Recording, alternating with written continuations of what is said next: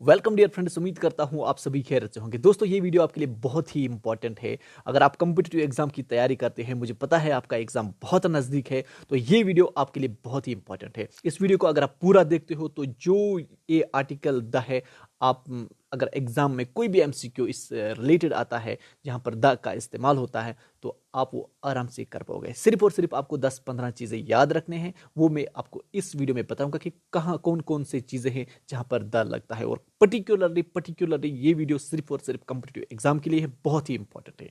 तो चलिए दोस्तों, स्टार्ट करते हैं। नंबर 1 पे जो है जहां पर द इस्तेमाल होता है वो आपको याद रखना पड़ेगा, बहुत ही इंपॉर्टेंट है। यहां पर है पर्टिकुलर पर्सन। द कहां पर इस्तेमाल होता है? Particular person. जहां जब कोई पर्टिकुलर पर्सन की बात करते हैं और कोई चीज है या कोई भी चीज जो ऑलरेडी मेंशन्ड है, जैसे एग्जांपल से समझते हैं।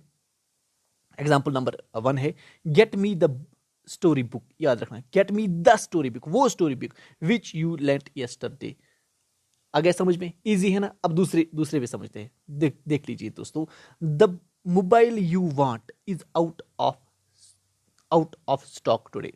अब जो मोबाइल आप चाहते हो, फॉर एग्जांपल आपने एप्पल का फोन है, आपने मुझसे बोला था वो मुझे चाहिए, लेकिन आज मैं आपको कहता हूं कि द मोबाइल यू वांट, जो मोबाइल आप चाहते थे वो आज नहीं है।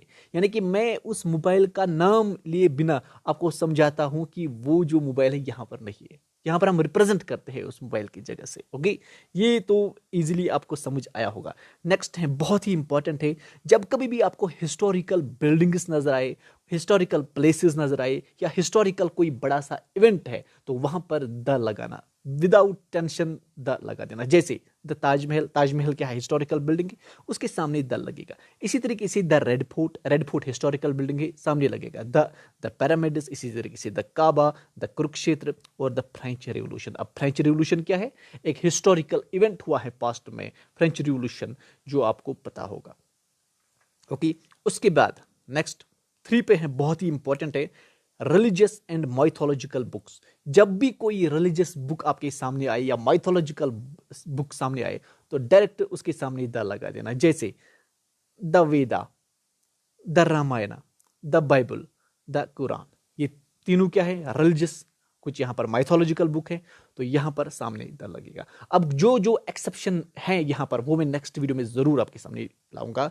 उसके बाद जो नेक्स्ट है, नंबर 4 पे है, न्यूज़पेपर एंड मैगजीन। जब भी कोई न्यूज़पेपर और मैगजीन आपके सामने आए, तो तुरंत द लगा देना। जैसे the times of India, the Hindu है, द स्टेट्समैन है, यहां पर द लगता है। शॉर्ट में याद रखना है, जो भी न्यूज़पेपर एंड मैगजीन है उनके सामने द लगता है। उसके बाद है नंबर 5 पे, बहुत ही इंपॉर्टेंट है, names of group of islands. बहुत ही इंपॉर्टेंट है। यहां पर ग्रुप्स की बात करते हैं। द अंडमान, अंडमान सिर्फ एक आइलैंड को नहीं कहते, वहां पर बहुत सारे आइलैंड्स थे। यानी कि जब बहुत सारे आइलैंड्स को हम एक नाम देते हैं, वहां पर द लगता है, यानी कि जो ग्रुप बनता है। जैसे द हेब्राइड्स, बहुत ही इंपॉर्टेंट है।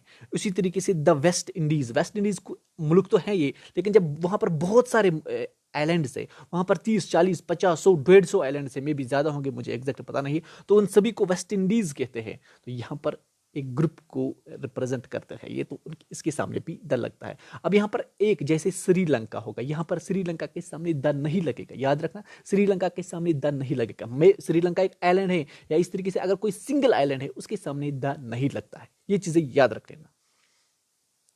नेक्स्ट इंपॉर्टेंट है, 6 से आपके स्क्रीन पे, अगर कोई हेवनली बॉडीज हैं, डायरेक्शन है, या यूनिक थिंग्स जो है ऑफ देयर काइंड, वहां पर द लगता है। जो भी दोस्तों हेवनली बॉडीज हैं या डायरेक्शन, याद रखना, हेवनली बॉडीज एंड डायरेक्शन। नीचे एग्जांपल से समझते हैं, बहुत ही इजी है। हेवनली बॉडीज हैं, जैसे द सन है, द अर्थ है। अर्थ क्या है? एक हेवनली बॉडीज है, यहां पर द लगेगा। इसी तरीके से सन है, इसके सामने द लगेगा, ये भी एक हेवनली बॉडीज है। इसी तरीके से मून, द जुपिटर। अब यहां पर याद रखना, जो भी डायरेक्शन है, चाहे आप ईस्ट की जा रहे हो, ईस्ट की तरह जा रहे हो, वेस्ट की तरह जा रहे हो, साउथ की तरह जा रहे हो, उसके सामने द लगेगा। जैसे the east, sunsets in the east, west, north, south, जो भी डायरेक्शन है, डायरेक्शन के सामने पहले, सॉरी, डायरेक्शन के पहले जो है द लगता है। याद रखना, दो चीजें यहां पर है, एक तो हेवनली बॉडीज है, दूसरी डायरेक्शन है। उसके सामने 7 है, बहुत ही इंपॉर्टेंट है, ये बहुत बार आ चुका है एग्जाम में। यहाँ पर जो भी माउंटेन रेंजेस होते हैं, याद रखना माउंटेन रेंज की बात करो, यहाँ पर माउंटेन पीक्स की बात नहीं कर रहा हूँ, पीक्स के सामने द नहीं लगता है, याद रख लेना।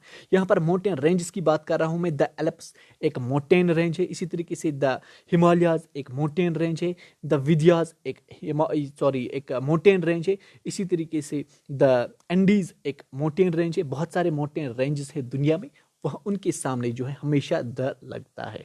और अगर हम बात करें जैसे कोई पीक है, पर्टिकुलरली द माउंट अबू है, माउंट अबू है, माउंट एवरेस्ट है, उनके सामने द नहीं लगता है। ये चीजें आपको याद रखने पड़ेंगे। ओके, उसके बाद नेक्स्ट है नंबर 8 पे है, बहुत ही इंपॉर्टेंट है, when a singular noun represents a whole class. जब एक सिंगुलर नाउन जो होता है, नाउन तो आपको पता होगा, पढ़ लिया होगा, जब वो पूरे के पूरे क्लास को रिप्रेजेंट करते हैं, वो उसके सामने भी द लगता है। जैसे द गुलमोहर, गुलमोहर एक फ्लावर है, गुलमोहर इज अ ब्यूटीफुल फ्लावर। अब ये गुलमोहर जो है यहाँ पर सारे के सारे फ्लावर क्लास को ही रिप्रेजेंट करता है कि वो ब्यूटीफुल है उनमें से, तो यहाँ पर इस केस में द लगता है।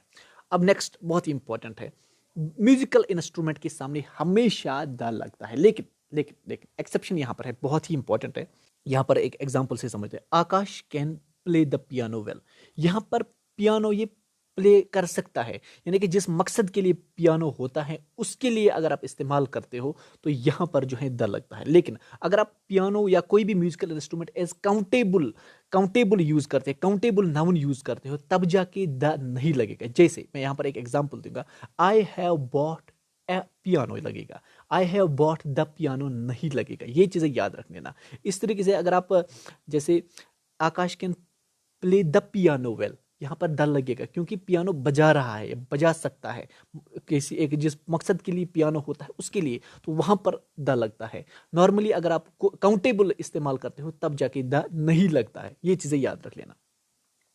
उसके बाद नंबर 10 पे बहुत ही इंपॉर्टेंट है ऑर्डिनल्स। जब भी आपके सामने ऑर्डिनल्स हो, द ठोक देना सामने, जैसे the first, the second, the third, the ninth, the 10th, ये चीजें जो है आपके सामने, इसके सामने भी द लगता है।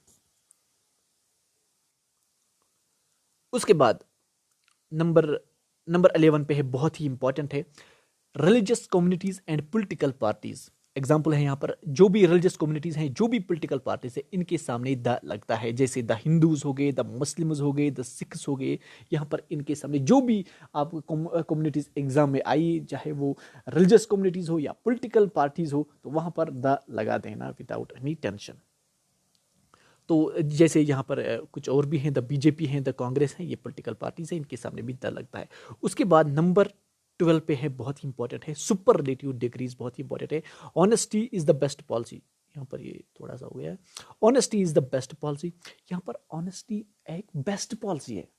बेस्ट, बेस्ट क्या है, सुपरलेटिव डिग्री है यहाँ पर। जैसे the jasmine is the sweetest of all flowers, the jasmine is the sweetest. Sweetest क्या है, एक सुपरलेटिव डिग्री। याद रखना, जब भी एग्जाम में इस तरह के आप सुपरलेटिव डिग्री है तो समझ लेना कि हमें कहीं ना कहीं द लगा देना है। जैसे स्वीटेस्ट है, बेस्ट है, कोई भी जैसी सुपरलेटिव डिग्री है, समझ लेना कि द की जरूरत पड़ेगी। तो ये चीज़ें याद रख लेना, बहुत ही इंपॉर्टेंट है दोस्तों। ये 12 चीज़ें हैं जो कि आपको याद रखने हैं, 12 ही नहीं है, और भी 5 हैं, वो मैं नेक्स्ट वीडियो में आपके सामने रखूंगा ज़रूर, वो मैं जल्दी ही लेके आऊँगा। लेकिन अगर आपको वीडियो अच्छा लगे तो लाइक ज़रूर कर देना, साथ में कमेंट भी कर देना। Thank you for watching dear friends.